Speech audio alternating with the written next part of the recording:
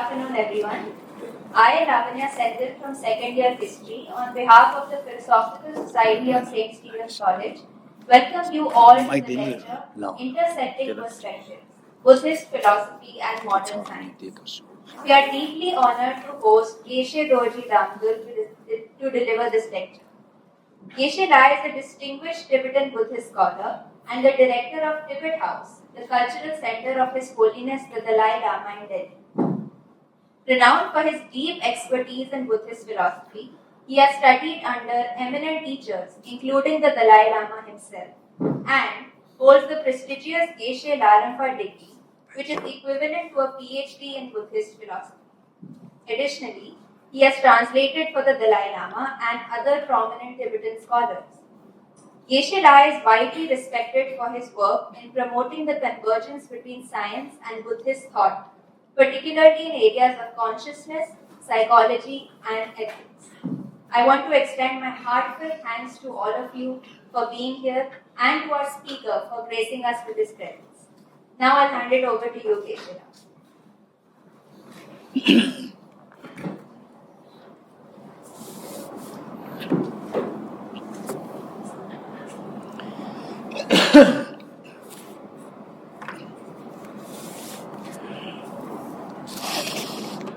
Thank you so much. It is a great joy for me to be here. And in fact, I've been visiting Delhi University, most likely before you were all not born. Before you were born, I was already in Delhi University 2003. Anyone? Okay, which year you were born? Anyone? 2005. So which means that you're not yet born. Okay, 2004. I came to Delhi University.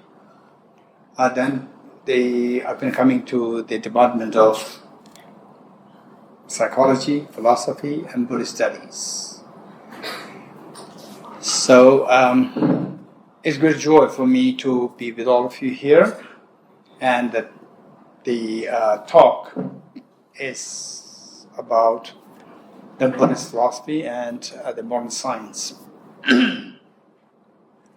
And but first of all, I'd like to quickly share with you that before, say, I did my schooling from Tibetan Children's Village School in Dharamsala under CBSE. How many did your class 12 under CBSE? Which sense? CBSE. Okay, then what's the other one? This and the ICSE. Okay, how many of you from Cube 1? 2, 3. Okay, thank you. And so the idea was that I was... That's helpful. For reference. Yes, Just for reference. this is very helpful.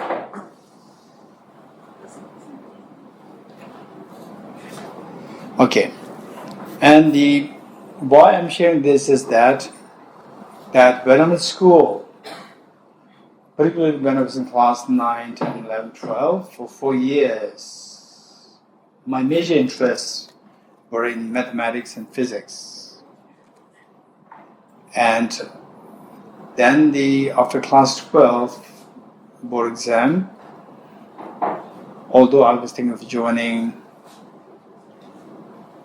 at the Punjab University for honors in physics, but then I changed my mind to philosophy. So this is a brief introduction, and later on, since then, for the next, I think about how many years? For the next almost 16 years, while I pursued through philosophy, but I was constantly in touch with physics, not so much in mathematics, more in physics.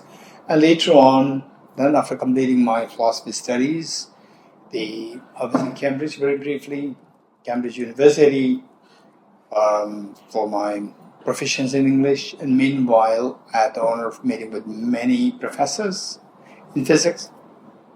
And I was also thinking of meeting Professor Stephen Hawking. And then coming back from Cambridge, then serving as the translator of His Holiness the Dalai Lama, I got numerous opportunities to meet with the world-renowned physicists, psychologists, and so forth. And just for information, that the physicist, one physicist with whom I interacted a lot about quantum physics, he was 2 years ago. He was awarded Nobel Prize, Professor Anton Zelenka. So I had the honor of meeting with him. No, just meeting, actually interacting with him. I invited him to my room to discuss on quantum physics. And in fact, he was the one who asked me, you seem to have some questions on quantum physics, you can ask me. So I said that, come to my room. So I invited him to my room, gave him a tea, and then we had interaction on the quantum physics a lot. Okay, this is a little bit about this, and my talk, as I understand it, is going to be like 40 minutes, or 40 or 35 minutes, and then I would like to invite questions from you. And don't suppress your questions. The questions are extremely important, and this is here at the request of Harshit and the Vanisha. Vanisha. F-A. Vanisha. And Vanisha and the team. So this is how this talk came into being. Otherwise, I used to come to the departments. History, not philosophy department, for a whole 20 days, and psychology department another 20 days, and then Buddhist studies department like 10 days. Okay, so with this in mind, please feel free to come up with any questions. And particularly, I would say that there are two things. One is academic rigor, and then number two is your, say, emotional management. Two things are there. So feel free. Yesterday, I just had talk to IT students, Delhi, about 126 students with the professor and the students. The TA came to Tibet House, and then I gave a talk. Because that was my third time giving talk to the IT students. So we knew each other pretty well. And yesterday was more the emotional, the managing emotions, how to manage your stress inside and so forth. So here, since the Harshit, he saw my talk last time, so therefore he is interested in this part, the intersection between Buddhist philosophy and modern science. Okay.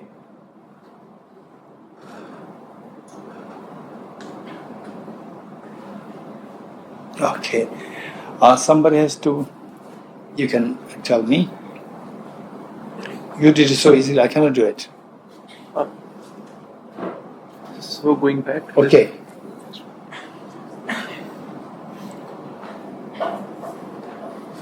Okay, good. Okay, that's easy. Okay, if you look at this, the first thing that we need to remember is that be it modern science or literature or philosophy, whatever, we keep in mind that there should be purpose. And I like to begin with the purpose. Purpose which Albert Einstein indicated. Yes, you can see from the photograph, you know so well, the world that we see today, there's so much of chaos, problems everywhere in the world. On the international level, the national level, domestic violence, on the domestic level, we see that there are problems everywhere. And is whether or not there's a hope for this. For this, Albert Einstein so beautifully encapsulated what the world is today and how we can possibly change the world. So, it says that the human being is a part of the whole called by us a universe. A part limited in time and space. he or she experiences themselves, their thoughts and feeling as something separate from the rest. A kind of optical delusion of his consciousness. Just see how true this is, that people live in a world of optical delusion, that I and you, and all the world wars happening, on the international level wars among the different countries happening, or the domestic violence happening, border tensions happening, is all because of the misconception of living the world of optical delusion, where you see yourself as one and others as different. You don't see the two as interconnected. So this Albert Einstein calls the optical delusion. So when you see yourself as one and others are different, then naturally you narrow your scope of existence, I. Because the others is huge and you are very small. So this is known as imprisonment.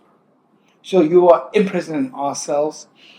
So this is, and to continue with this delusion is a kind of prison for us, restricting us to our personal desires and affection for a few persons nearest to us. Our task must be to free ourselves from this prison by widening our circle of compassion to embrace all living creatures and the whole of nature in its beauty. Sometimes the young ones, we go in one direction and gradually our knowledge expands.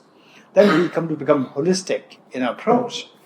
And likewise, some leaders, they tend to go just vertically and they don't grow horizontally. This is a problem. So because of which, whereas Albert Einstein, he's a hardcore scientist, at the same time, what he indicated is that our job is to widen the circle of compassion, not confine ourselves to I and you. And this is how to make the world a more beautiful world. Okay, so next is the so Albert Einstein identified the cause of our problems as the optical delusion, misconceptions of reality, ignorance. So oftentimes we make the statement that ignorance is bliss. Ignorance is bliss. Where, when one has a sense of ignorance, we don't know the reality, the major consequences. And meanwhile, you feel it's blissful, that you are unaware of the reality. And and then when you actually confront with the problems, then you are paranoid. So this is the root of the problems, is the ignorance. And how to get into the ignorance is by introducing counterforce. Usually what I say is that, let's say that if we have exam tomorrow and we're preparing for the exam, and suddenly there's a power cut, and if you pray, Buddha, please remove the darkness, or Lord Ram, please remove the darkness, or Lord Mahavir, remove the darkness. If these enlightened masters, they are sitting next to you, they'll be very unhappy. What stupid followers. Whereas if you light a candle, they'll be very happy.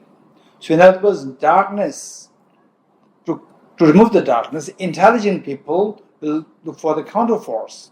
And the counterforce is the light, not prayers. It's the light. So therefore, what is counterforce? The ignorance. Counterforce the ignorance. Ignorance is like the darkness. Just as it is only through introducing the light that the darkness can be eradicated. Likewise, it is only through introducing the light of the wisdom that the ignorance can be eradicated. So what is that wisdom? So we see that wisdom falls under the category of the intelligence. And intelligence, within that, there's a knowledge aspect and the wisdom aspect. Knowledge is just information, raw information. When the information is directed by, say, the compassion, then it becomes wisdom. Information, knowledge directed by the compassion, it becomes wisdom. So wisdom has both the element, cognitive and affective. Cognitive meaning that, this is good, this is not bad, this is this. If you do like this, okay, we can destroy this world through uranium. we can destroy this one, or we can construct the world. We can create the harmony among the world, the different countries. So there, the cognitive knowledge plus affective. Affective is more where you feel that with the wisdom that if I act in a violent way, aggressive way, then both sides will be destroyed. If I act in a compassionate way, both sides will win. Win-win. So this one is effective. So, okay, sorry.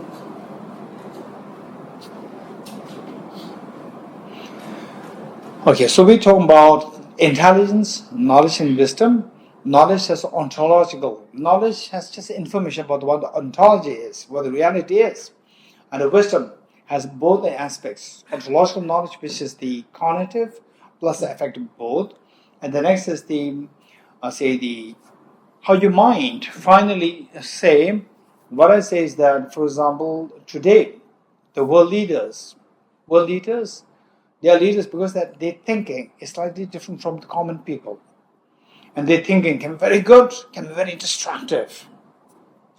For example, some leaders, like Trump, no doubt, it's going to be purely the business, money, and who doesn't really care about the common people. This is reality.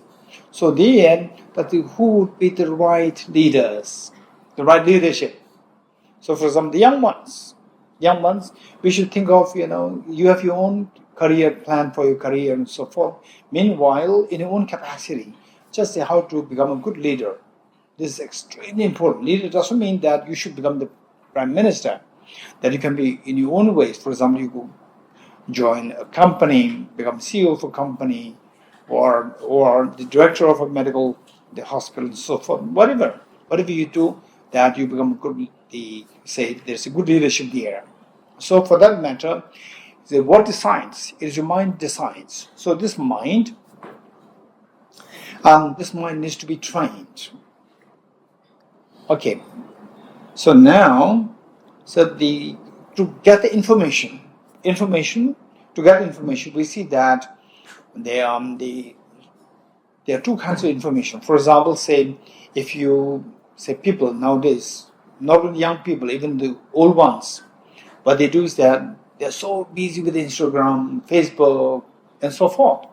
And meanwhile, they spend 2 hours, 3 hours, 4 hours. Initially, they think they're going to spend just 15 minutes, and 15 minutes changes 2 hours, 3 hours, 4 hours. And you finally what you get is we just pick up the garbage. We don't get the real knowledge. And the real knowledge, there are so many deadlines for you, essay, submission, and so forth.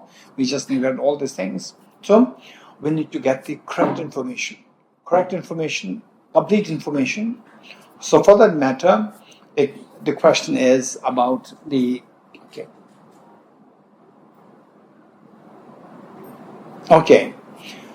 correct information. For the correct information, it has many layers. For example, let's say, what is this? People from philosophy, literature, they will say this is water. And people from science, they will say physics, they will say this is electrons, protons, neutrons. And people from chemistry will say this is H2O. And who's right? Anyone? Who's right? Huh? Everyone is right. All right. How many agree with what's your name? Kisma. Yeah. Okay, how many agree with Kisma? Raise hands. Okay, everyone is right. If everyone is right, when you see that when you're thirsty, just imagine you are seeing electrons, protons, neutrons hanging in the air. Would you feel like drinking it? No. Whereas if you see water, you feel like drinking it? Yes. So your emotional reaction to the object is very different depending on how you perceive the object. One, you see it on a very gross level as water. Another, you see it on the level of the chemistry, H2O. Then you go deeper, you see that on the level of the electrons, protons, neutrons. So the same object perceived in 3 different ways, your emotional reaction is very different. So with this in mind, what is the ontological reality? meaning what exactly is the reality out there. And then take the reality out there, we see that given that you said that all three are correct, the first layer, very gross, which everybody can see as water, that's one layer, this is also correct.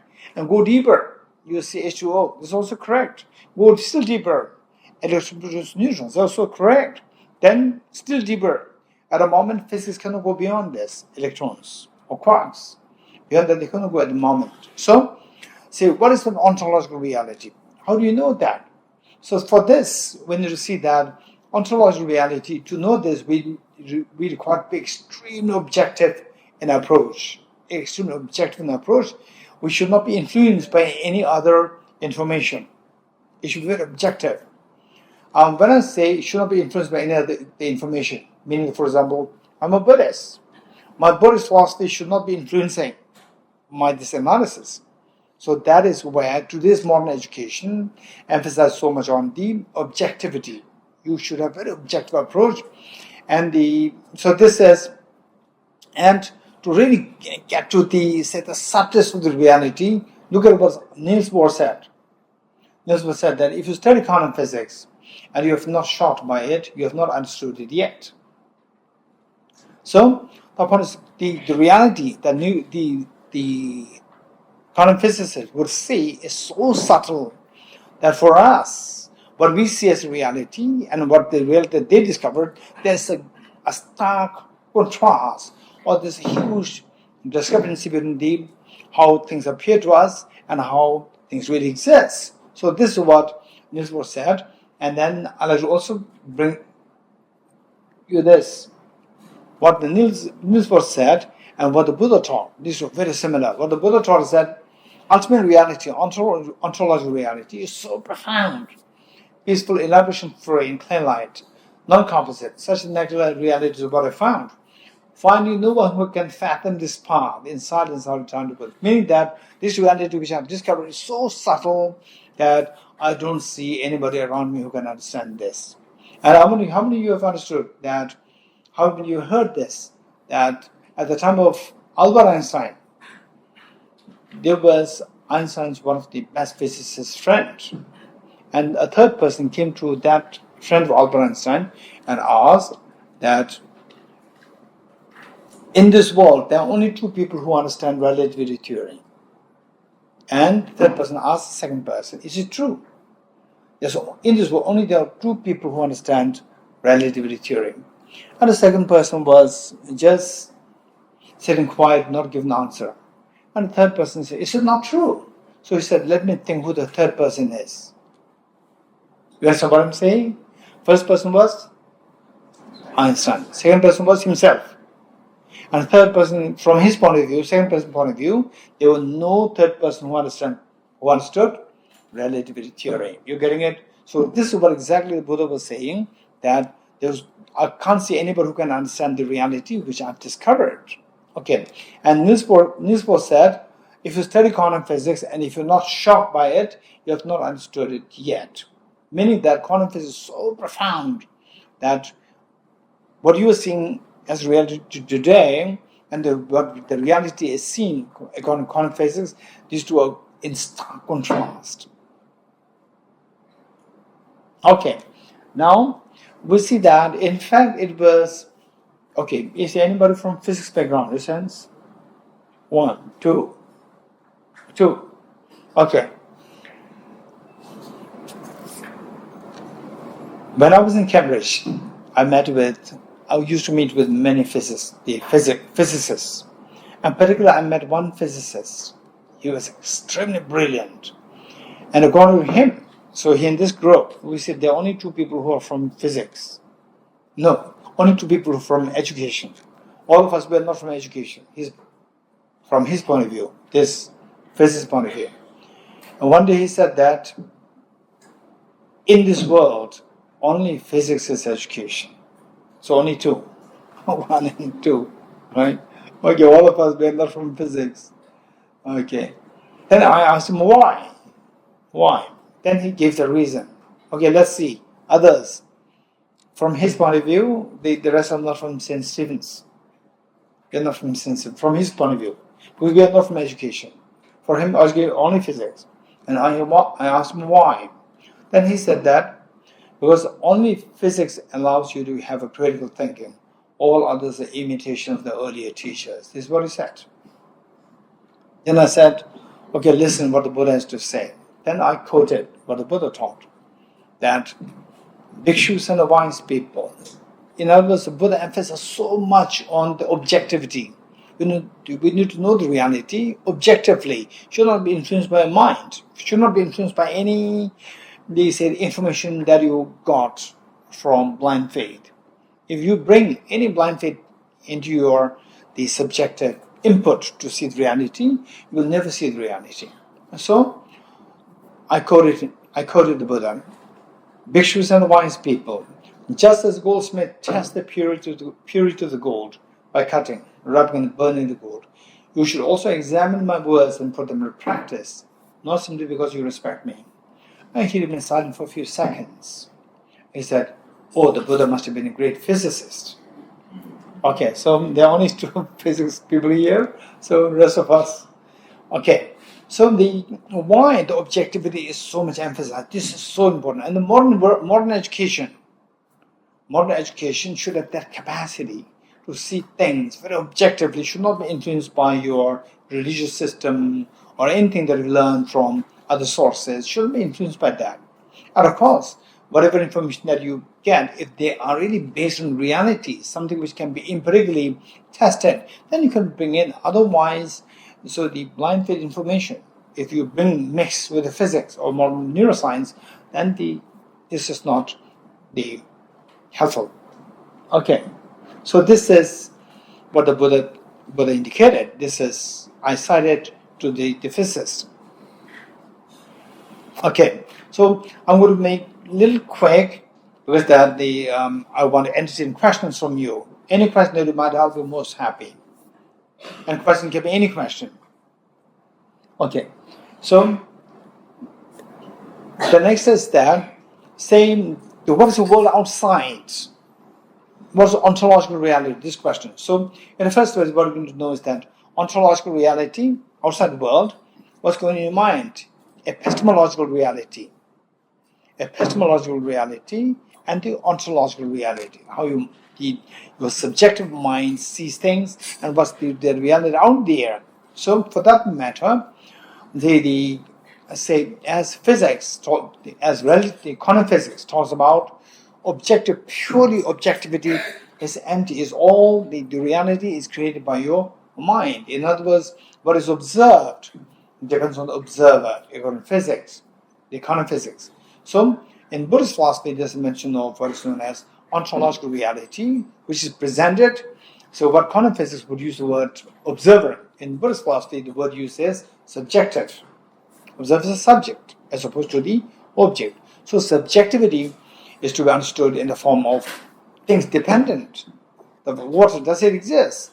Answer is yes, it does exist. But how does it exist? It exists by the subjective input and not purely objective. So what is meant by subjective? Subjective, to understand this is also refers to dependent origination. Things exist only by dependency. And dependency, there are 3 levels taught. The first one was a dependent origination of cause and effect relationship. In fact, the quantum physics, the 2 physics students here, and the same quantum physicists, they would say that the randomness, they talk about the randomness in quantum physics. And Albert Einstein was told against that because Albert Einstein is more in line with the cause-effect determinism. Cause-effect determinism. So the first level of the understanding of subjectivity, that is related to the cause and effect, the determinism. So this is in line with the Albert Einstein's view. So Albert Einstein was never happy with the concept of randomness in the quantum physics. Okay. Second one is dependent origination of the whole and parts. So the first one, let's say the flower. There's a flower. If the flower comes into being but depends on the causes, it's very simple. We all agree with this. Flower comes into being but depends on the causes. This is the first level of dependent origination. And the second one's pretty easy. This house, this hall, comes with being, but depends on the walls, the ceiling, the floor, its parts. Third one's complicated. Third one, if you know the third level, then all a matter of stress. Okay, how many of you have the experience of stress in your life? Raise hands. How many of you came to this lecture expecting that, okay, now it's going to be stress-free? Right? Okay, so there's going to be a Buddhist monk coming and he will talk about, how to be gentle, calm, quiet, be mindful meditation, right? Okay, don't expect that. You're getting it? Don't expect that you came with this, some of you. Okay, we all have the stress. How to manage the stress? This is a very important point. How to manage the stress. And the stress, if you, by understanding the first two levels, it can manage your stress to a great extent. But with the third level, it is like a bombshell. You're getting it? If you get it, instantly your stress will dissolve. Okay, how many like to dissolve your stress, your sense? Don't feel shy. How many like to dissolve your stress? Meaning get into the stress. I'm fed up with the stress. Resents? Are you good? No? Yes, the boy here. You want stress. You don't want stress. Good. Stress is shunya. Stress is shunya. Stress? Stress is shunya. Okay, are you sure? Yeah. Okay, food is also shunya. Stress is also shunya. The breakfast shunya. So tomorrow no breakfast. Right? So what I'm saying is that a good philosophy, this is very important, keep this in mind. Good philosophy, good science. What is good science? Science, I say, first theory has to be developed. Once theory is developed, it must be implemented in the practical laboratory. Practically it should be, and it should be, you should calculate it in the mathematics. And then finally you should prove that in the laboratory. Three things are required. It's not just a theory. Like what's philosophy? A good philosophy is where you can go into shunya and so forth. Plus, that it should not contribute with your real life. If it contributes with real life, then that philosophy becomes a dry philosophy. You're getting it?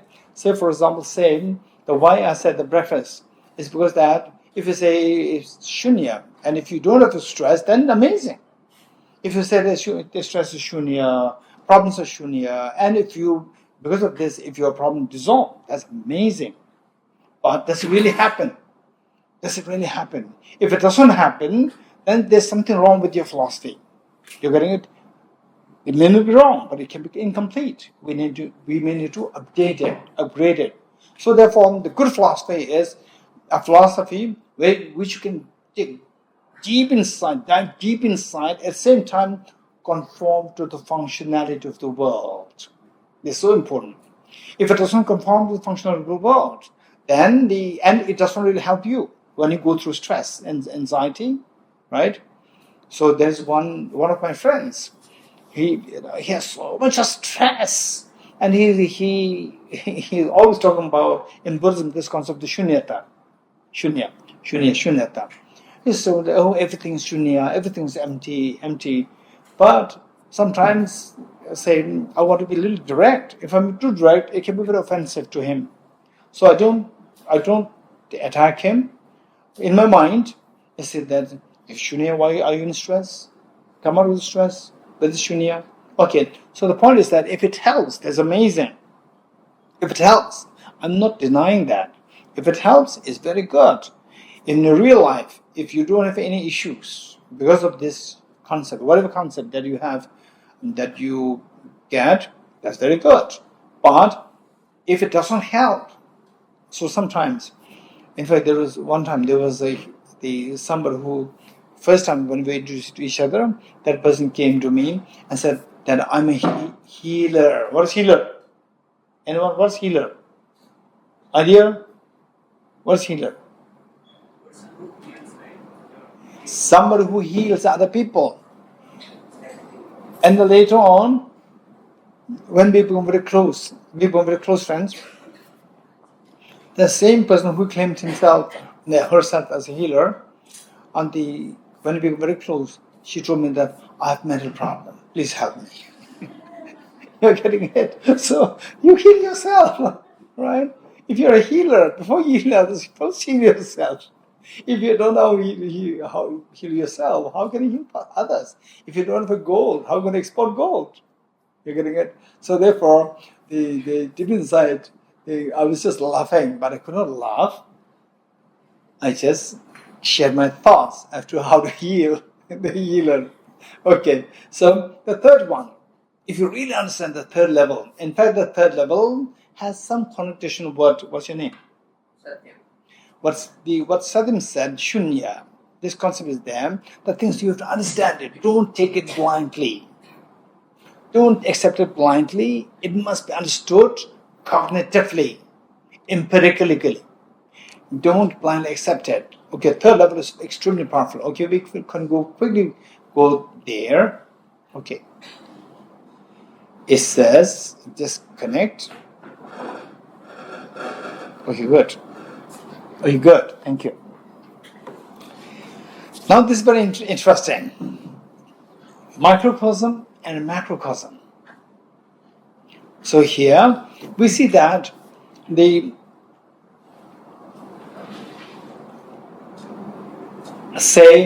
quantum physics. In fact, in the first place, we need to remember that there is a paradigm shift in physics from Newtonian physics, classical Newtonian physics, to the quantum physics and relativity theory. There's a whole paradigm shift that happened, and at the time of Newton, they could not really imagine that one day there's going to be the paradigm shift in physics. So that the quantum physics, once from Newton physics to quantum physics and the relativity theory, there's a shift happened. Quantum physics deals with the micro world, and relativity theory deals with the macro world. And the scientists, they could not. I've been communicating with one very dear friend, Indian scientist, Professor C.C. Roy. I don't know if the two physicists they heard about his name, Professor C.C. Roy. I guess I've heard. Yes, he is again through him I came to the main of the scientists, and we have been communicating with him, and I've been inviting him to all these conferences Tibet House organizes. In fact, say whatever stream that you're from, say like for Tibet House we organize conference between quantum physics and Buddhist philosophy. There's one series every year happening, and I'd like to invite those people who are interested in physics, who are from physics background, and also neuroscience and psychology. This is also another area on which we organize conferences, and ecology is one thing, and then this universal ethics is another program. There are several conferences which we organize, and I'll be happy to invite you there. So, in what I'm saying is that this is a very interesting thing. The quantum physics talks about the macro world, on the atomic level, electrons, protons, neutrons, so forth. The behavior of which we cannot really see them in the macro world. And the relativity theory explains the macro world. And what is the bridge between the two? This is where the scientists even today cannot come up with. They cannot bridge the two. They can see that the theories that developed for the macro world cannot be applied to the macro world. The theories developed for the macro world cannot be applied to the macro world.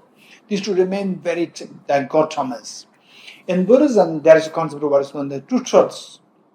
Conventional truth in lieu of the macro world, and the ultimate truth in lieu of the macro world. And these two are seen as the two coins, the two sides of the same coin. Two sides of the same coin. This is very interesting. And in fact, there are so many conferences we organize between the quantum physics and Buddhist philosophy of the two truths. This is the topic. Okay, so in fact, Niels Bohr and Albert Einstein, two of them, while they're very close friends, but they disagree with respect to the random concept of the randomness in Buddhist philosophy. Okay, so this is in Buddhism. So when I speak about the form is empty, this is very interesting. Okay, let's see that how many of you are interested in cheesecake presents? Cheesecake. Momos. Oh, okay. So the momo is more familiar with the popular in Delhi University. Okay, so let's say that the so how many feel when you're very hungry, then think of the momos. It simply makes you so fresh. Makes sense? Are you good? The same. Look, and they say what feeling comes to you. Your mind is pulled by the momos. You agree? Okay, and now. Okay, is there anybody who likes to be very honest? Some of you just volunteer to share with us some of your, say, life challenges, a stressful life. Anyone who likes to share? Okay, yes, the girl over there. Yes. You. So you want to share the stress of my life? Yes. So I must say that the biggest stress of my life is somewhat my career. My career approach is somewhat a stress of my life. Okay, the career. There are personal issues as well. Sorry? There are personal issues as well. Okay, which confidential. Good. Anyone else? Anyone else? Anyone else? Like to share your personal, some personal issues? Anyone? No, you don't want to share? No? No? Okay, yes. Grief and loss. Grief and loss, yes, this is a very serious problem. Very serious. How many went through this phase? Raise hands, at least once. Grief and loss. Grief and loss. Okay.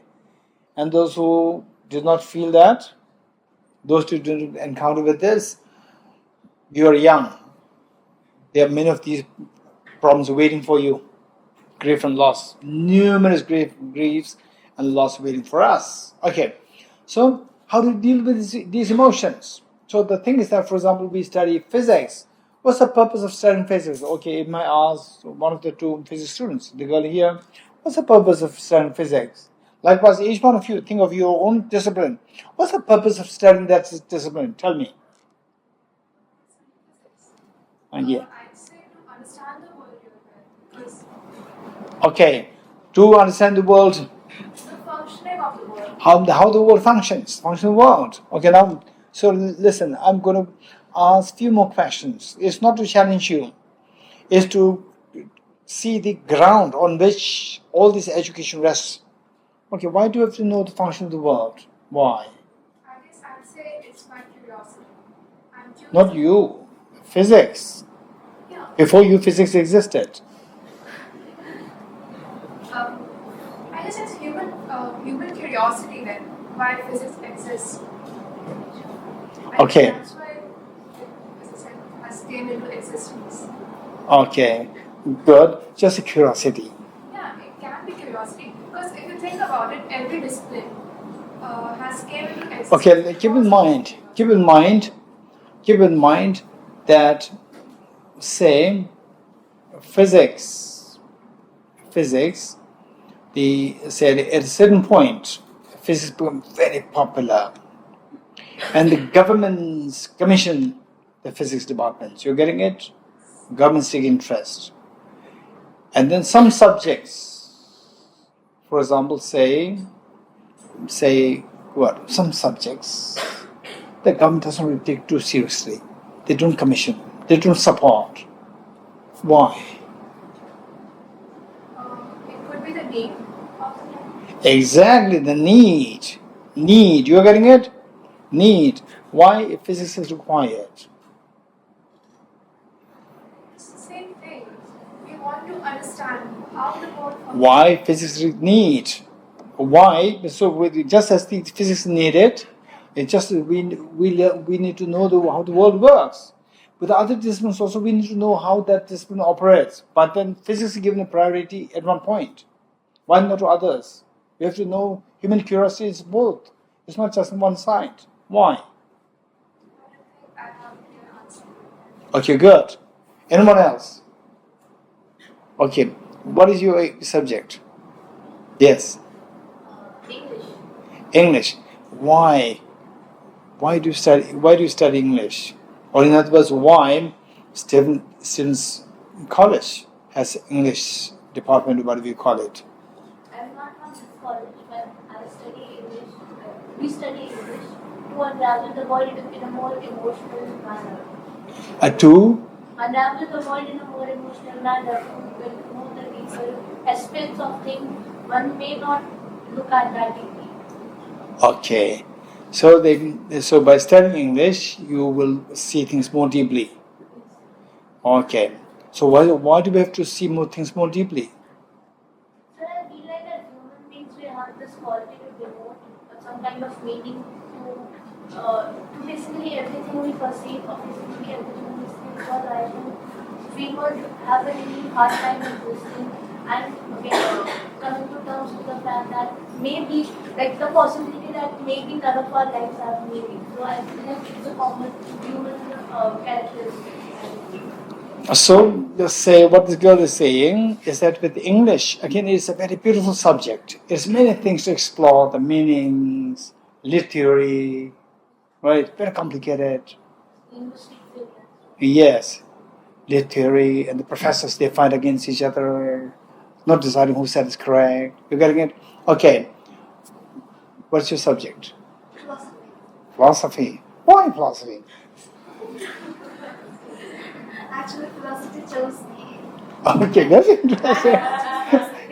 What's your name? Mrinmai. Huh? Mrinmai. Mrinmai. Mrinmai did not choose philosophy. Philosophy chose Mrinmai. That's the philosopher's answer.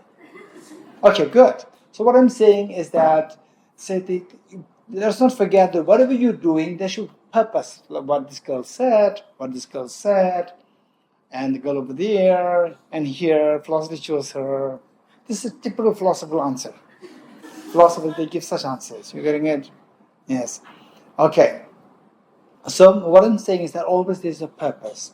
So the purpose, how many agree with me that the purpose is to say if you have the curiosity, how the world operates, how the world works. The curiosity is there. If you don't fulfill this curiosity, you are in misery. You fulfill the curiosity, there's ease. Likewise, there's beauty in the language. And if you uncover the beauty in the language, again you feel the ease. When you don't uncover it, it's very boring, you feel bored. Okay, so with any discipline, the same thing. So with this in mind, again, we see that we all, actually, whatever discipline that you're following, that the aspiration, desire within us is twofold. One is that your miseries should be diminished or should be minimized, and your joys and happiness should be increased. That is something universal. How many agree with me in a sense? Okay, so with this in mind, the quantum physics, this is amazing. It's so coincided that what quantum physics teaches and what a Buddhist philosophy of emptiness, shunya, these two are very similar. At the same time, if I ask a quantum physicist, for example, I ask this question to Professor Anton Zelenberg. You have to know this name. Professor Anton Zelenberg. He's the Nobel laureate in quantum physics 2022. I asked this question to him about 10 years before he became the Nobel laureate in physics. I asked this question: what's the purpose of learning quantum physics? He said, just it's my curiosity, what she said. It's my curiosity. I find joy to see how things work. And there's no purpose beyond my becoming happy. So what he's saying is that finally it's so important for us to inquire, what's the purpose of life? What's the purpose? This is a very important question. And I don't want to spend too much time on this. Let's quickly go through this. So what I'm saying is that so here, let's see. You see the form is empty. Form here is form is empty. Form, say group A and group B.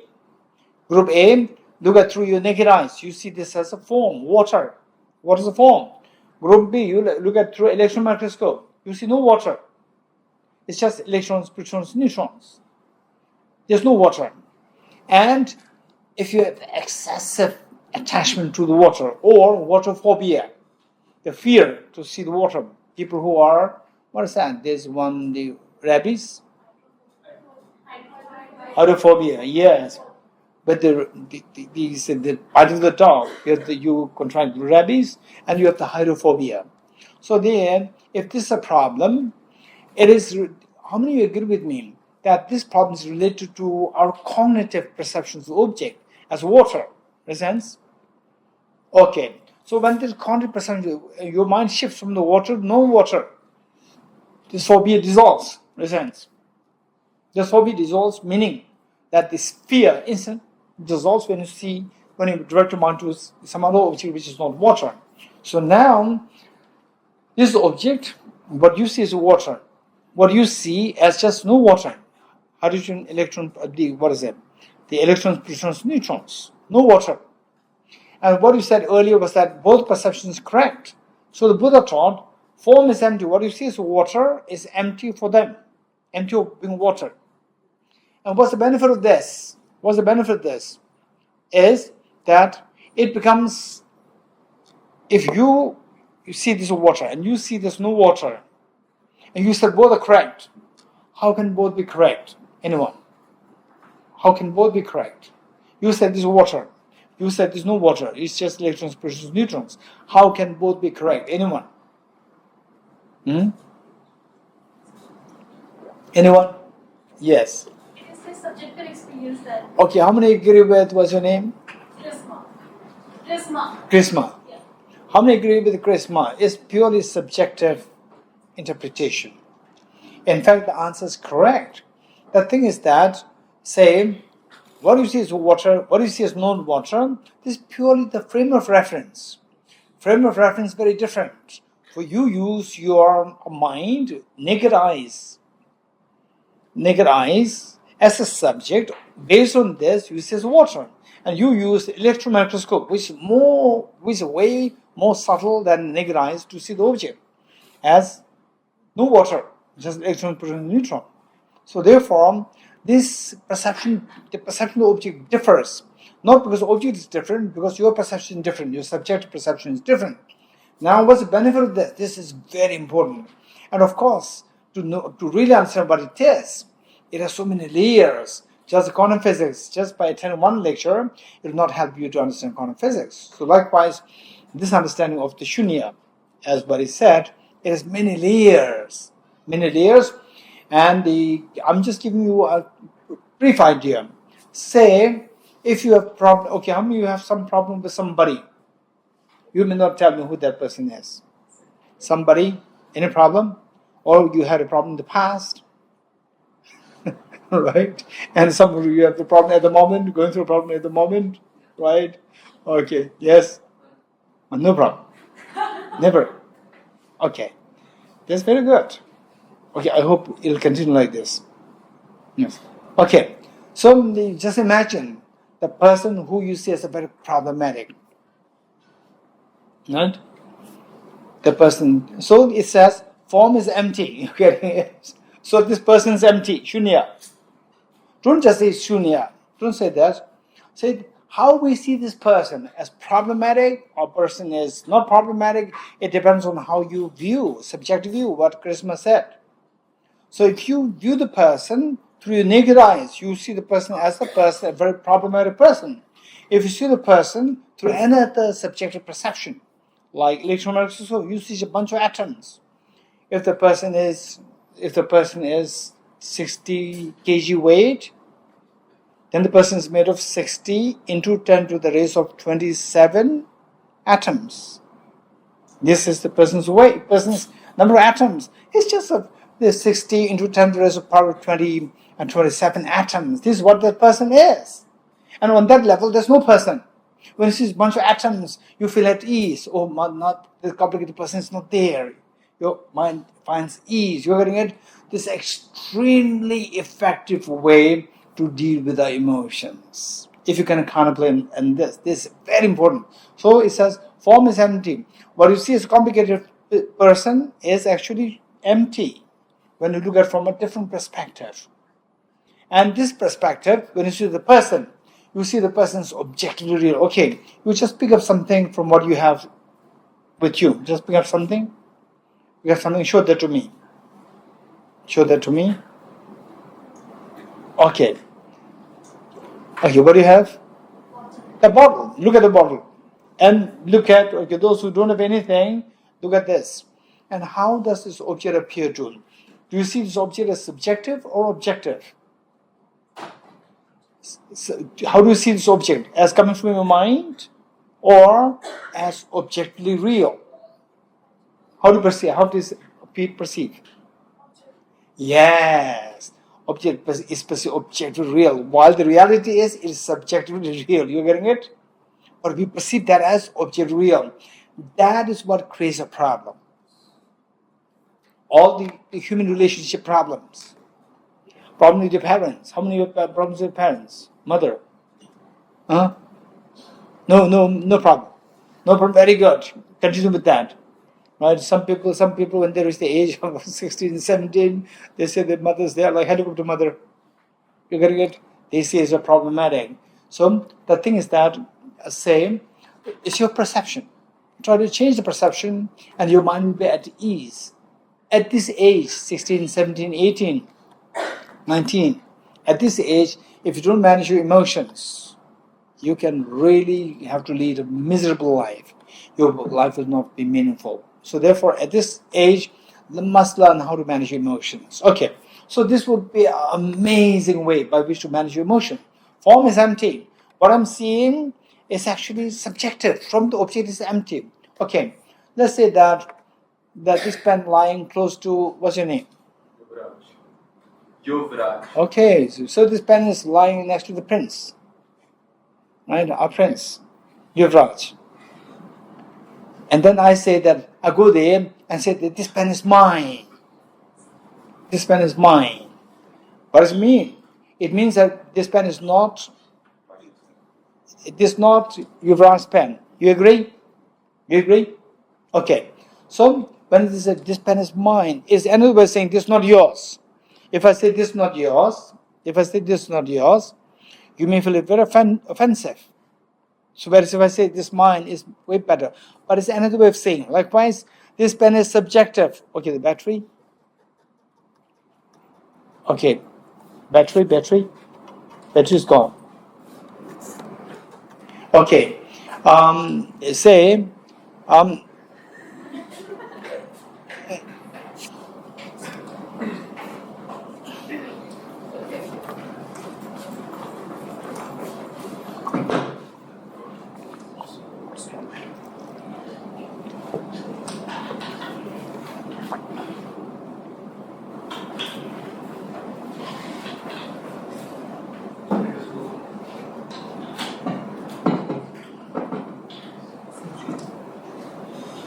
Seems to be working, sir.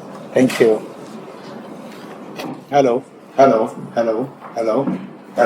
Okay, so what we're saying is that they say, when you see this as, when I say that this is subjective real, it is another way of saying that it is empty of objective reality. How many agree with me? Raise hands. Very good. When I say it is subjective, as Charisma said, it's subjective. In a way, you are saying that it's empty of objective. Empty, not empty doesn't mean nothing. Empty of objective reality. So, say form is empty, meaning that what you see as form is actually what they are saying as form is empty of objective reality. So when you see the form is empty of objective reality, this is actually what they see as a form. So now, where you have a complicated person, when you see that person, you see the complicated person is objectively real. Say this pen. If I ask you, how does this pen appear to you? This girl said, it appears objectively real. This is very true. When I see the pen as objectively real, when you see complicated person objectively real, then your anxiety, anger, all this arise. When I see this person as subjectively real, your anger subsides. And I'm going to give you a metaphor on the reason. The reason is very simple. Say, how many of you had very scary dreams in your life? Raise hands. Very scary dreams. Scary dreams, you? Never. That's interesting. I need to meet you. Okay. Okay, interesting. Thank you. Say, scary dreams. Can you give me an example of scary dream? Scary dream. Yes. Being related to grief and loss, ability. A dream of losing, have you lost your? And maybe things related to the past, basically night terrors. So, Night terrorist. What do you mean by night terrorist? I sometimes get experience like night terrors, something like that. Okay, good. We're arranging for batteries, so take a moment. Okay. Okay, so I'll speak a little louder. We'll replace. Yes. Okay, so let's say, anyone else? What kind of dream you had? Scary dream. The girl over there. So, in the Buddhist tradition, when you see someone lose their teeth, it's very bad situation. So, I saw someone in my dreams looking at their teeth being gone out, and I got very scared that I used to ask my dad about it. So, I got very scared, and after just a week, the person lost his or her life. Oh, okay. So yes, this is say the okay. And whether you believe in such dreams is individual. It depends on the individual. So yes, in the Tibetan tradition, if you dream of somebody, where your teeth coming out, it's not considered so auspicious. And then okay. So since that your name, Sunam. Sonam is saying that the teeth coming out, is this dream teeth coming out or real teeth coming out? Anyone? Was it dream teeth coming out or real teeth coming out? Actually, it's dream teeth coming out, but she saw the dream teeth coming out as real teeth coming out. You're getting it? So dream teeth coming out is subjective or objective? It's subjective. But in the dream, she saw that as objective. So what is subjective? When you see it as objective, then the fears arise. Seeing what is subjective as objective is this ignorance or wisdom. Ignorance. And ignorance happens where? In the dream, outside dream. In the dream, you're getting it? In the dream. And the outcome is fear. Okay, so seeing the dream teeth coming out as dream teeth coming out is ignorance or wisdom. Let me repeat it. Seeing the dream teeth coming out as dream teeth coming out, not as real teeth coming out. That is ignorance, wisdom. Wisdom, and it happens in the dream or outside dream. Outside the dream, you're getting it? Okay. Yeah, that's smart. What's your name? Satyam. Smart. That happens outside dream. And what's the outcome? The fear dissolves. You're getting it? So, say the wisdom. Cultivate the wisdom, and the outcome is fear dissolves. And ignorance, the wisdom is replaced by ignorance, the fear arises. What do you want? Fear or dissolving fear? If you want the fear to dissolve, you have to replace the ignorance by the wisdom. And what's the wisdom? To see things as empty of objective reality. You're getting it? Okay, this is key. So with this in mind, let's go next slide. Here we can see His Holiness the Dalai Lama with Professor Anton Zelenka. This was the picture way before Professor Anton Zelenka received Nobel Prize. And his special work is with the double slit experiment. Okay.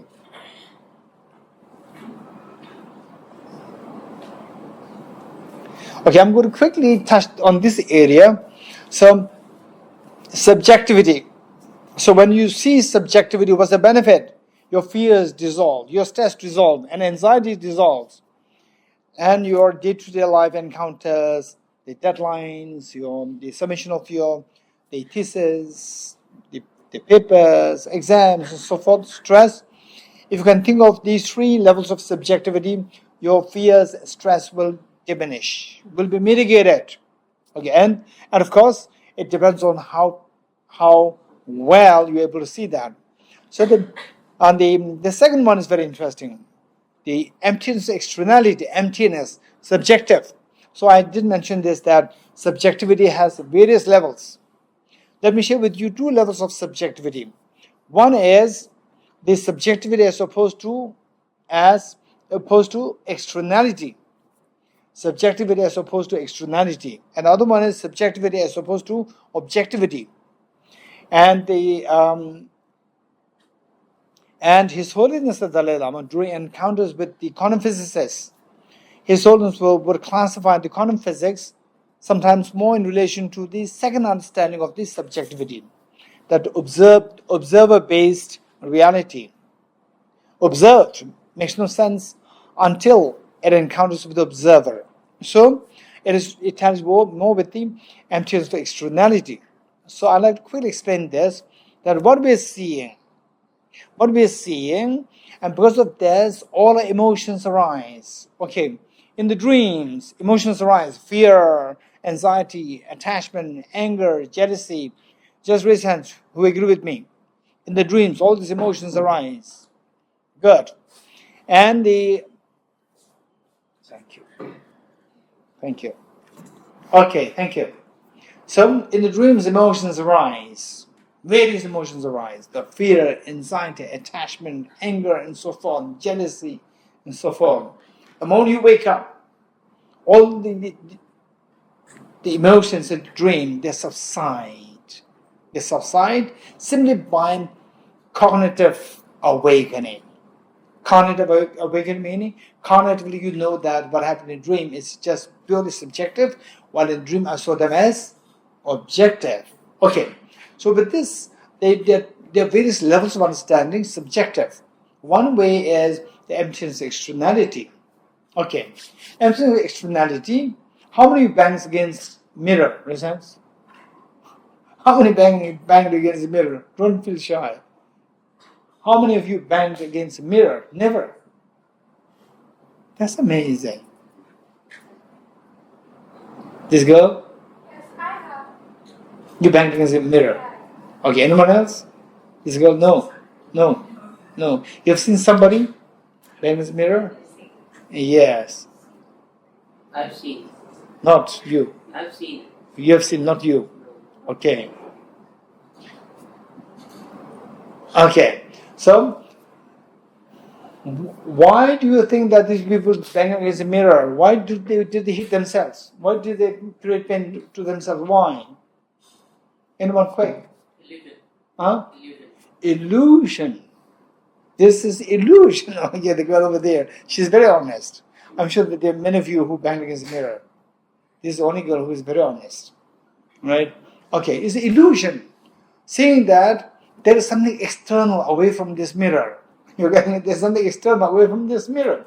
When you see, while there's no externality beyond this mirror, beyond the point of the mirror, but you see it is external, then you go there and hit, and then you are in problem. It's because of you seeing something as external. If you know that there's no externality, then you'll be free from this having to bang against the mirror. So likewise, okay, how many of you came from outside to this hall? Raise hands. How many of you came from outside to inside hall? So that you have seen this external. You're going to get like this person who sees the mirror, and beyond this, the person saw externality. So you also thought that you came from outside. Okay. Okay. The battery? Is it a new battery?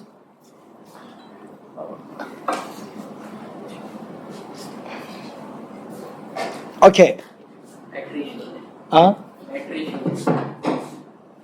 Battery shunya. It's not Shunya, but you came. Battery shunya. It's not Shunya, it's King. Okay. It's real. Okay. Okay. So the point is that we think that we came from outside. And this philosophy says that We do not come from outside. There's no outside inside. It's all your mind. You getting it? But it's very important. Don't just believe in this. You have to have concrete reason to prove that there's no externality. It's purely your mind. You have to prove it. Don't just follow blindly. You getting it? Okay, this is one thing. So therefore, analogy, metaphor given is all the world that we see around is like the mirror and the reflection mirror. Everything else is like the reflection. The mirror is the metaphor for your mind. Your mind is the mirror to which everything else is reflected. So there's nothing really outside. It's just a reflection in your mind. Then other one is very interesting. Other one, I don't know how many you would tally your incline, your say the understanding closer to was number 2 or number 1. Number 2 is emptiness of objectivity. How many watch movie in movie theater? Raise hands. How many watch movie in the movie theater? Abhishek, Rahul, and this girl, what's your name? Tavishi, all of us. Okay, so you watch movie here, and where is the movie coming from? Tavishi, tell me. Where's the projector? Behind you. In the movie theaters, behind you, right? Okay, so now look, the movie is on the screen. How many agree with me? The movie is on the screen, but it's not from the screen. It's on the screen, not from the screen. It's from the projector.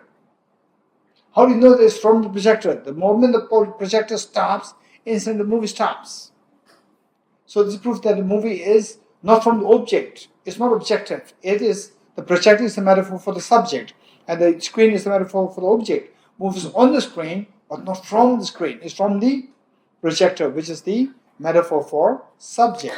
So it moves from this subject, but on this object, not from the object. It's from the subject. It's empty of objective existence.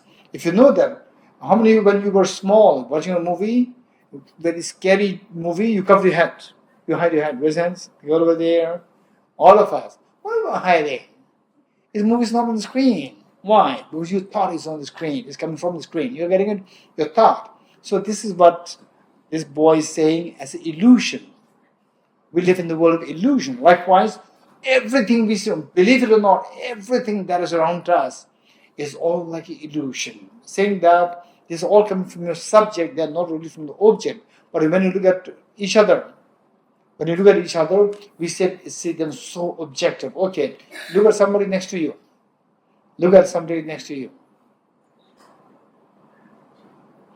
Okay. I'm glad. Seriously, look at somebody next to you. Okay, I asked you to look, I did not ask you to smile. But you're smiling. Okay, I didn't ask you to smile, I just said look at the other person. Okay, now close your eyes and think of the same person who made you smile.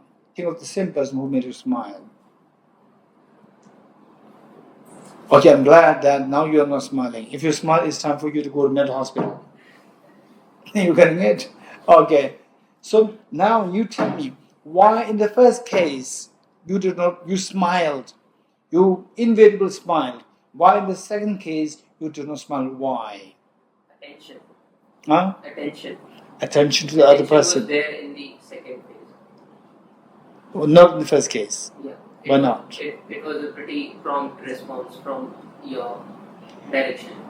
Okay, so if you continue to look at that person with attention, you will not smile. This is what I'm saying. We paid attention in the second phase. So if you pay attention in the first case, then you will not smile. This is what I'm saying. Okay, let's look at the check others also. Okay, make sure that you pay attention to the other person. You're getting it? Pay attention. I want to check. Okay, now look at that person. Pay attention. Look, they're smiling even more. This time you did reverse psychology. How? You kind of tested if they're smiling or not. So did they pay attention or not? They did, but I said that it was a very prompt response. No, this is not the point. They paid attention, yet they smiled. You're getting it? So simply paying attention is not the reason for somebody not smiling. You're getting it? Okay. So with this in mind, if you know that in the first case, do you agree with me that in the first case, okay, by the way, how many of you will say that In the first case, what made you smile? And in the second case, why did you not smile? Anyone? Give your thoughts. Share thoughts. It's not necessary it should be right or wrong. The boy over there? Okay. Anyone? Prisma? The smile wasn't involuntary, spontaneous. Spontaneous. Why? Why in the first case? Why not in the second case? Why not? Oh, physicists. Yes. In the second case, you are able to see the face of the person, or you're not perceiving the person as such. No, I The image asked. is not there. I asked the think of the person. You were not thinking. Okay, go here. Presence of the person. In the first case, there's a presence of the person. In the second case, there's no presence of the person. What do you mean? What's the difference with the two? Don't be scared. It's quite awkward to just stare at someone's face. Why? Why? That's a good answer. Why? Why wouldn't it be awkward? Huh? It's awkward, right? Yes. If you speak in the Lacanian context, then the big other doesn't want us to be looking at each other's faces, he wants us to be looking straight at the speaker. But when we do look at each other, that's not a normal reaction, and when we do that, we ease off the situation by say smiling. No. Certainly. Okay. Say, why in the first case, say, although you did not mean to smile, you smiled. Why? Because the other person was involved. Because the other person is involved. We are looking at him or her, and he is looking at us. Yes. To ease off that situation of already looking at each other, we smile. No, why should you just smile if you have to, is it necessary you have to smile? No. Or you smile? Why do you do that? Why? Anyone? Why? Because that's not the usual things we do.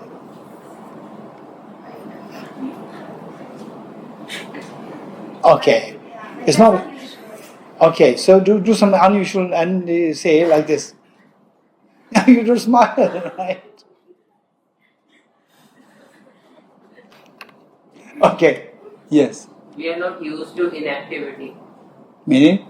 Means if I just stare someone, I may not be used to just stare. Like I need to add some element to it. So we are not Okay, very so used to inactivity. simply because you are not used to this and you are also not used to this, Yes. right? Or you don't smile? But smiling may not be the only response, but No, my question, why do you smile? You're getting it? So, okay. So how many of you would say that in the first case, there's a real person there? Who said it? The girl, they said it. The real person's there. In the second case, just you are imagining. You're getting it? Imaginary, you know that this is my creation. I don't worry about that person. With the second person, that presence of person is there. It's not my imagination. There's a real person there. So if I say something wrong, the person will be unhappy. You're going to. So therefore, there is the power of the other person. Other person sees objective real. In second case, it's subjective real. So when you see things subjective real, your emotions are under control. When you see the other person as objective real, you lose control of your emotions. Invariably, you smile. You getting it? Okay. So with the third level of dependent origination, when you see things as subjective real, what happens is that is coming from your mind. You know that. When you know that it's coming from your mind, your emotions are under your control. You getting it? Okay. Now I'll see if I can. Okay. So now very quick. So here, the concept of emptiness in Buddhism and the concept of quantum reality or quantum vacuum in quantum physics, these are very similar. So if you look at this picture from the extreme left to the right, extreme left is the Big Bang, the singularity from which the whole universe erupted. And then it's from the left to the right is the span of 15 billion years. 15 billion years. So this is what you have seen, what you see on the extreme right. That is the universe today. And the extreme left, that was the universe 15 billion years ago. Singularity. And questions, of course. So what was there at the time of the singularity? Quantum physicists would say that there is the quantum vacuum. Quantum vacuum doesn't mean it's just vacuum, nothing. There is a vacuum in the context of the full of potentiality. This is what the quantum physicists will say. So in Buddhist context, there's everything arises from, like the vacuum, everything arises from emptiness. Emptiness, there's a great parallel there. And then the counter-vacuum, what is before that? This question. But before this, according to physics, no consensus.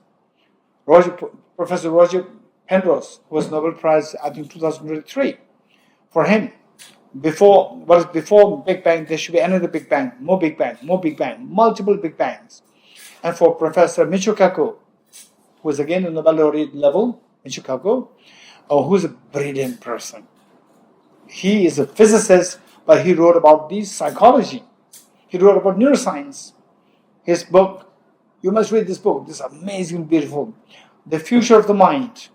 The Future of the Mind is amazing. It's full of facts. It's not just his skepticism or his not the speculations. It's all about the full of facts which you got from these neuroscience friends. Future of the Mind. You must read that. Okay, so this one is a...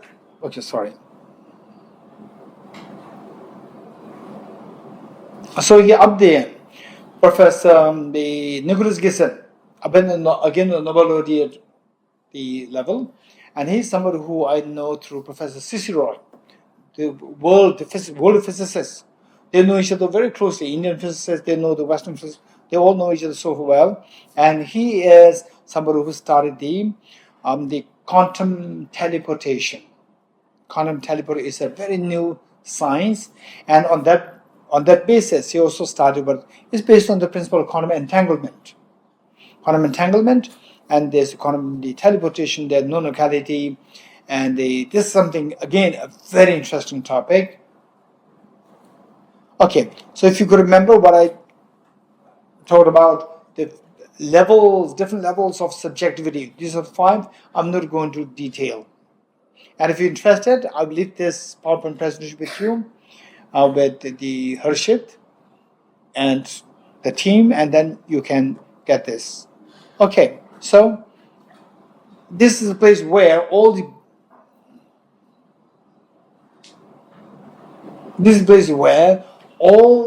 amazing, profound the topics, the subjectivity, dreamlike nature, and subjectivity on all these different levels, which are very similar to quantum physics, they're all developed in this area, Nalanda University.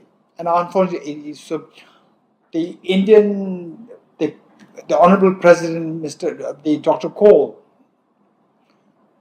say in his public address, he said that Nalanda was the first university in the world. And this was the university which was in India. India produced the first university in the world. It's not just, just the fundamentalism. It's not a patriotism. It's a reality. And this is this is Nalanda, the place where this rich philosophical discussions all happen and developed. It's an amazing place. And then unfortunately, the whole store of the information, like millions of manuscripts, were all burned, and the university whole destroyed in 12th century AD, unfortunately by the outside foreign invaders. Very unfortunate. Loss of treasure of the world.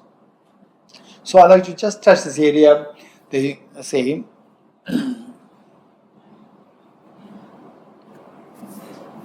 Newton talks about the relativity of space. Einstein talked about the relativity of space and time. And in Buddhist context, there's relativity of time, space, and the mind. All three. So then the mind is included, so that our emotions are included. And then the world, the external world of the time and space, we can relate this to the mind to bring about the ease of the mind, to bring about the knowledge of the physical world. Physics can be relatable to the managing emotions. So these two are brought to one system. Whereas if purely physics, then you cannot bring the relevance of physics to your emotional world. Okay, I'd like to touch on this area, and then we'll stop here. Now, managing emotions. manage emotions, I try to bring it from the point of view of the physics to how to see the ontological reality and then manage emotions. So with Charles Darwin, it was 2000. You must know this name, a world-renowned psychologist. His name is Professor Paul Ekman. Professor Paul Ekman. Anybody from psychology? Physics, psychology, both. Interesting. Okay, these are two subjects also I'm very fond of. The psychology, you must know this man, Professor Paul Ekman. He's a world-renowned psychologist, and he is especially known for his microfacial expression reading. He's an expert on the microfacial expression reading. And His Holiness the Dalai Lama and he, two of them, and they jointly authored a book, the title of which is Emotional Awareness. Emotional Awareness. You must read this book, Emotional Awareness. And the Office of His Holiness sent me to America to work with him for 5 days to make sure that His Holiness's voice is well reflected, it's not disrupted or distorted. And I was there, and then he entertained me for 5 days. And he's been hired by the CIA. What is that? CIA? CAI? What do you call it? CIA. CIA. He was hired by CIA. You know why? So Tibet House once Tibet House, I know that he was coming to India, visiting India, and I sent a message to his attendant, to request him for a talk to be given in Tibet House. And he accepted, because we are very close. He accepted, and then I said that we're going to advertise his talk, and his assistant told me that, please, Geshe-la, don't advertise. I said, why? Because he is being, hunted by the terrorists. The terrorists, they're actually tracking him, his movement, because he trained the policemen in America, CIA. The policemen, because they have to hunt the terrorists. So he teach them how to identify the terrorists from the microfacial expressions to see what's going in the terrorist's mind. So the terrorists, they are targeting him. So therefore, they don't advertise. And what happened was that, then I said that I did advertise, because without advertisement, we cannot bring the audience. And he's a brilliant, he's amazing, renowned the psychologist. And if there's no audience, it's very weird for us. So what I did was that I advertised, and I deleted his name. I said, Professor Andrew, name changed. And the audience, the hall was jam-packed. People were wondering why name changed. There must be a reason. Okay, so there was just a... So during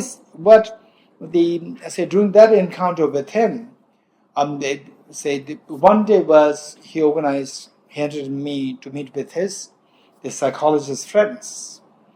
And during the interaction, one psychologist said that what you said about managing emotions, it cannot be done effectively, because emotions like attachment, anger, and fear, they are all the evolutionary gifts by the human evolution, number one. Number two, they are instincts. We cannot get rid of them. And we also require them for your survival, the human survival, because the survival of the fittest. So whereas, according to the Buddha, yes, the emotions can be managed fully.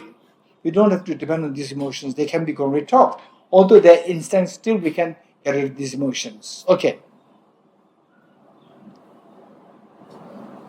Okay, just some of the verses which will be very good, helpful for you. Just some, the suggested reading for you. Okay, I'd like to invite some questions. Anyone? Yes, over here.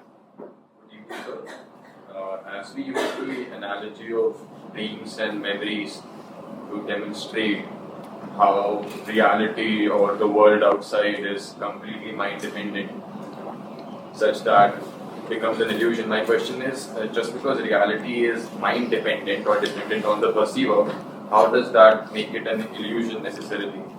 Meaning? To me, okay. you. Okay, yes. Simply because it is Just because purely reality mental is dependent, mind-dependent, how can that be illusion? as in, it does tell that for something to be perceived, there has to be a perceiver, but that doesn't necessarily mean that it has to be an illusion or any less real. That's an amazing question. Thank you.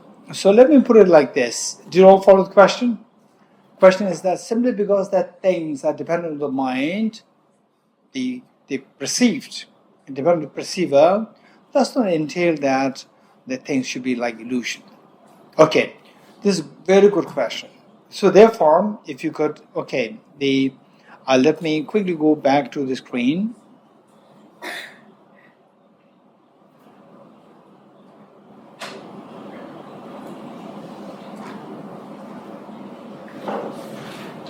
Okay, let me take you there.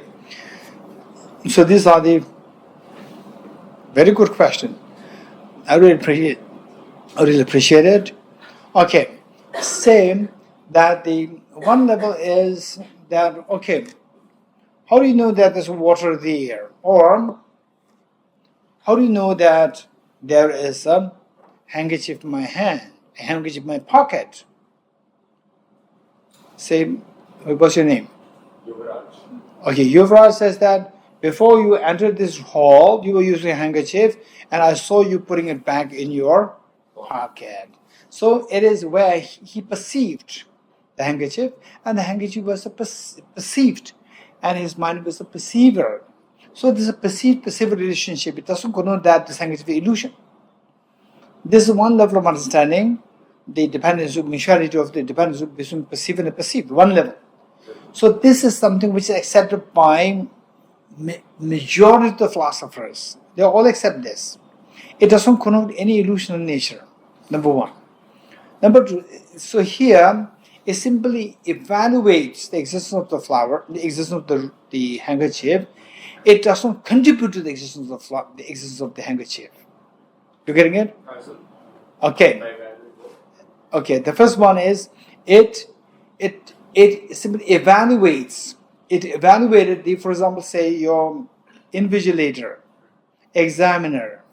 You give your exam, and whatever you've given is given. Done.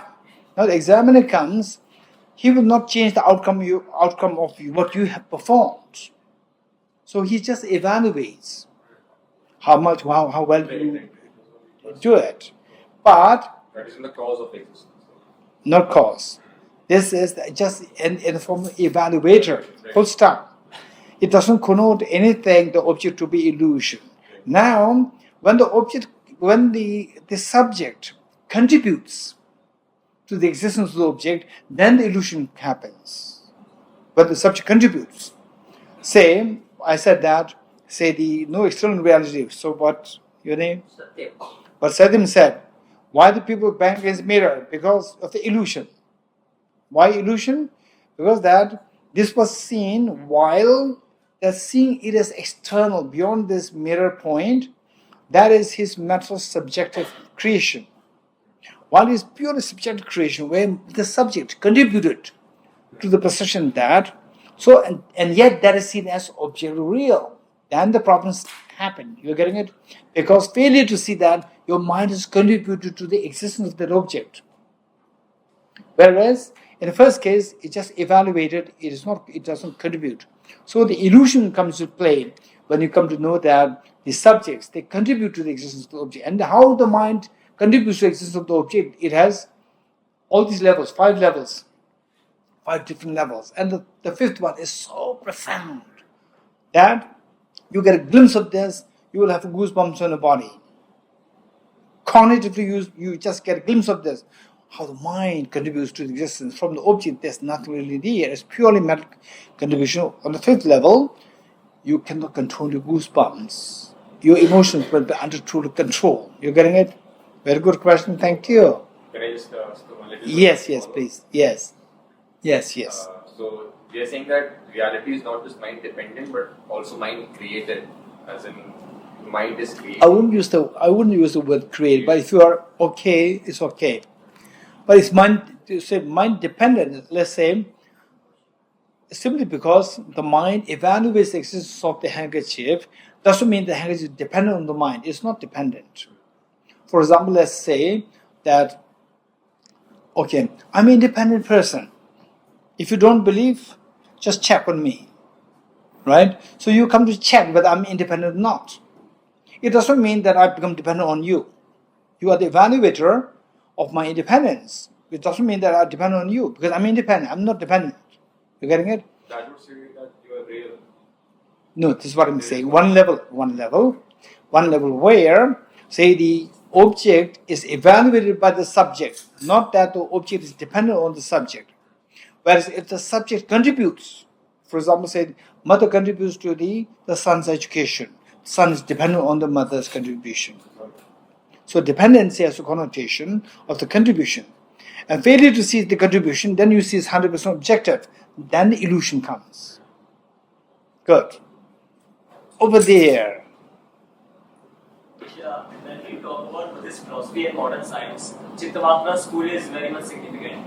And how can Acharya Vasubandhu concept of Alevigyan, that is storehouse consciousness, be related to Alan Turing's idea on AI, and how might this connection help us understand consciousness in both human and AI?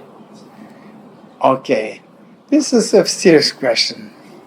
Okay. In fact, this requires two sessions. All right. Okay. In the first place, AI. AI is computers. The computers, they can become very sophisticated, and will it ever have a consciousness of its own? My answer is never. Never. But ordinary people, average, below average, may think that the computers have their own consciousness. Ordinary people below the average. And even the average people may also think that AI has its own consciousness. And some people think like this, but it never happened. The thing is that AI should necessarily require somebody else to operate on this. And how it happens is that eventually, what I think is that eventually, after perhaps like 30, 40 years or 50 years in time, there's some brilliant people can rule the whole world. All the banks will be in their hands. Because they will be so good in the computer science, all banks now operating on the AI. So AI can be as easily captured by some brilliant people. Finish. Very dangerous. Okay, so the Alivian is the end of the session now. I will suggest Abhishek to come for this. Yes, here.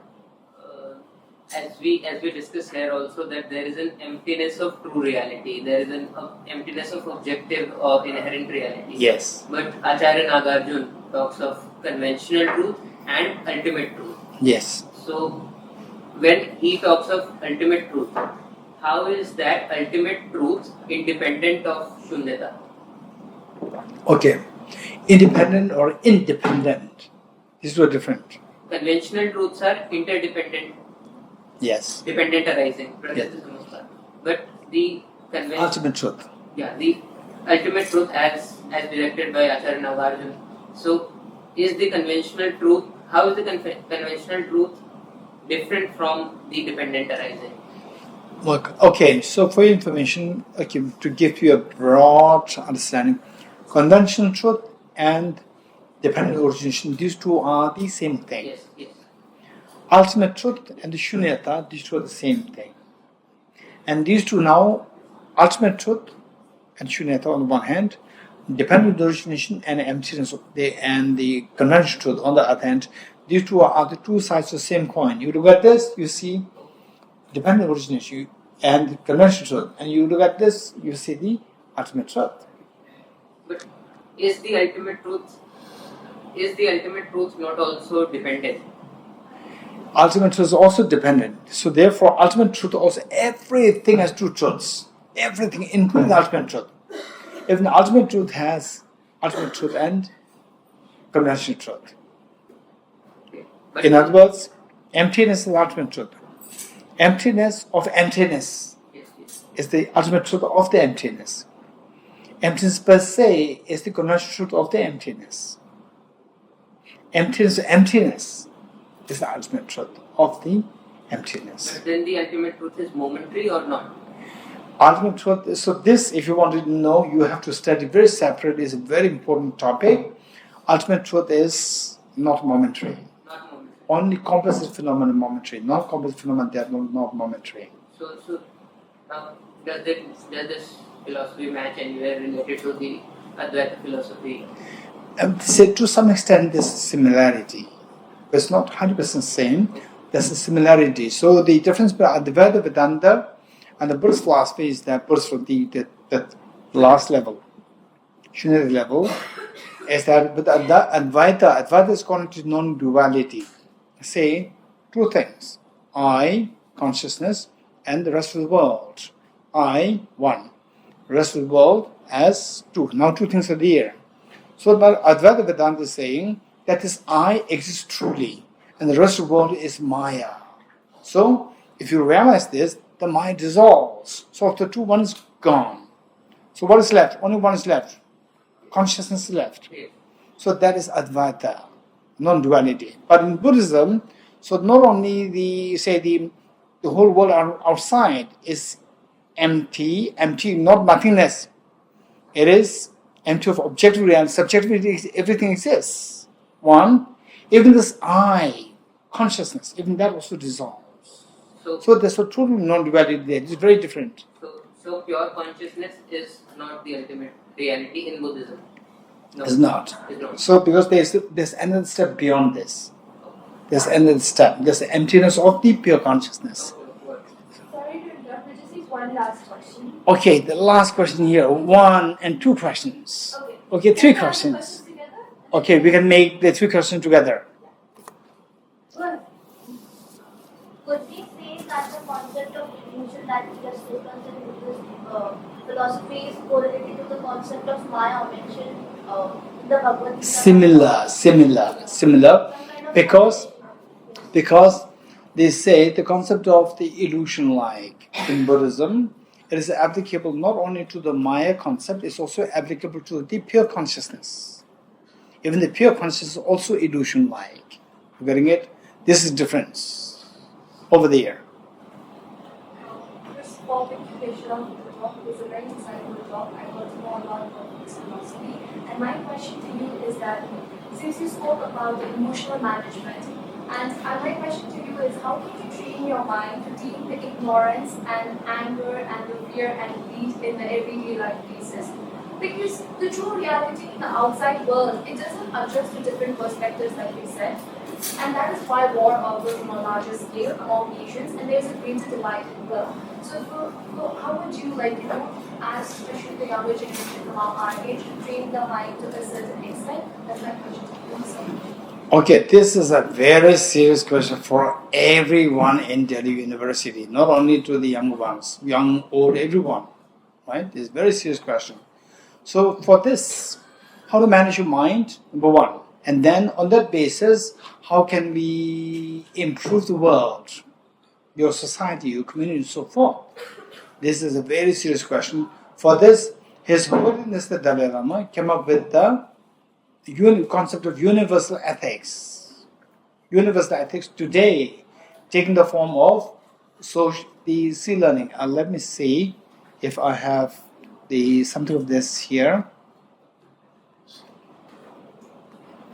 Okay, it's not here. Okay, this social, emotional, ethical learning. Today, it's taking the form of social, emotional, ethical learning. And it was 2012 that this program, before having implemented in the world on a large scale, this program was first implemented in Delhi University in 17 colleges. In 17 colleges, this was introduced program, and it was a grand success. So when the students learn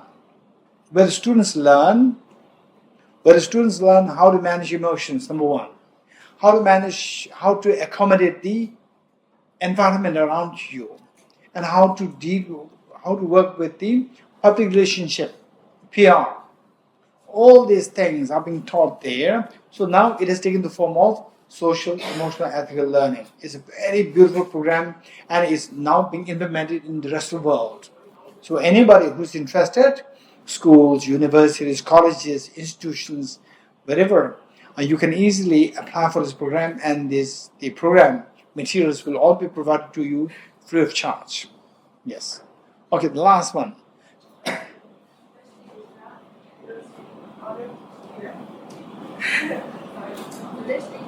So my question is, it is more of like a psychological question. So I have this one friend. So we were in high school together, and she was really smart, intelligent, intellectual, and everything. Later on, I don't know, like she suffered from mental health disorder or something. Later on, she was diagnosed with schizophrenia.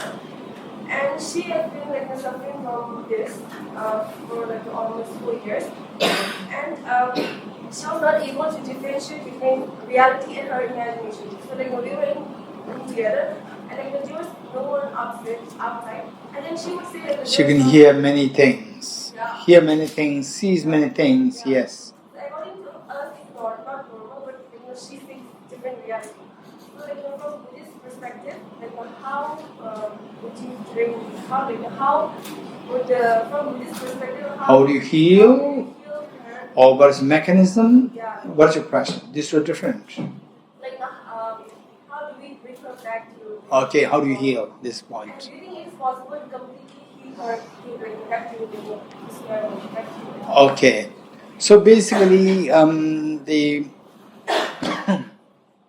this is a very serious matter. In fact, say the schizophrenia, there are multiple reasons, for various reasons, not multiple, various reasons for the schizophrenic issues. One can be purely genetics. Say you can inherit from your ancestors, parents, grandparents, so forth, purely genetic. Some can be purely traumatic experience. You go through some traumatic experience in one part of your life, and then this can then eventually culminate in the form of the schizophrenia. And then some can be like what we call as the devil's influence. Devil's influence. So we have to identify what is the cause. If it's purely genetic, then we have to wait till the geneticist, science of the genes, it develops, where you can modify the genes effectively, and then this can be fixed. So this is a very long-term issue. Whereas if purely because of the traumatic incident in the past, this can be fixed more easily. And the one thing is that now, in most cases, to bring them back, we talk about the karma. Karma, there are two kinds. Very powerful karma acting to give rise to this problem. And then, okay, don't think that with the poor person, it can hit us anytime. Each one of us, we can be hit with this problem. You're getting it?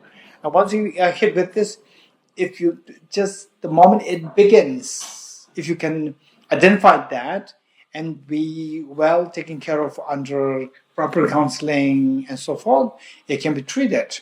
Whereas if it goes out of control, then if it manifests in the form of psychosis, then very difficult to deal with.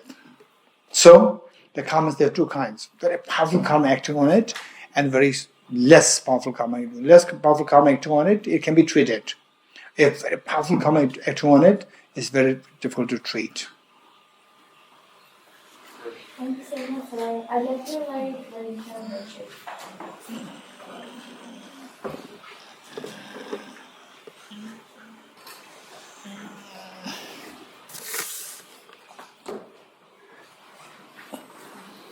Thank you so much for the lecture, sir.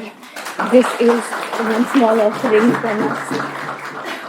Thank you, Varisha. Thank you all the students. Thank you. And how's it? Thank you so much. Thank you.